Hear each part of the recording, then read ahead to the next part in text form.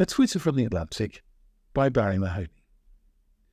Submarines and drug smuggling grannies. I'm not sure why, but a recent news item from Colombia set my mind racing about submarines. The story was about Colombian soldiers seizing a fully submersible drug smuggling submarine capable of reaching the coast of Mexico. And the story reminded me of how determined and devious drug smugglers can be. The story is even more astonishing because previous drug-carrying vessels found in Colombia were only semi-submersible, with part of the structure always remaining above the surface. However, the submarine recently discovered could operate completely underwater and was estimated that it could hold 8 tons of drugs.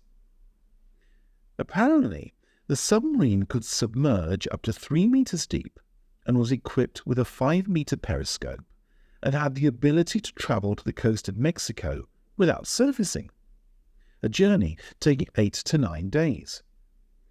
It was a heavy investment for the drug smugglers, as the submarine had taken 6 to 8 months to build at a cost of about €1.5 million.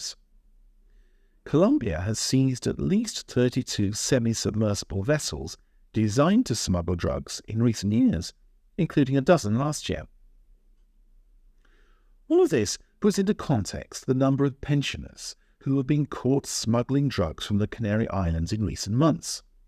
Apparently, drug smugglers prefer to recruit elderly and disabled people to carry out their drug-running operations, because no one would suspect an elderly, innocent-looking granny of carrying drugs in her bra, or that smart-looking elderly gentleman of carrying a supply in his colostomy bag. Maybe a submarine is the next logical step for the determined smuggler. Talking of submarines, the recent WikiLeaks revelation suggests that the US government approached the Spanish government via their embassy in Madrid with a suggestion that Las Palmas could be developed as a useful port for the American fleet, and with a view to an increased US presence in Africa. In addition, it seems that there are also suggestions that the current military cooperation agreement was adjusted to include Las Palmas on the list of ports authorized to host nuclear submarines. Understandably, perhaps, the Spanish government has refused to comment on such revelations.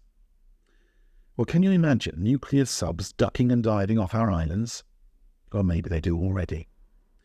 But if you do enjoy deep-sea diving or scuba diving, just be very careful where you put your flippers.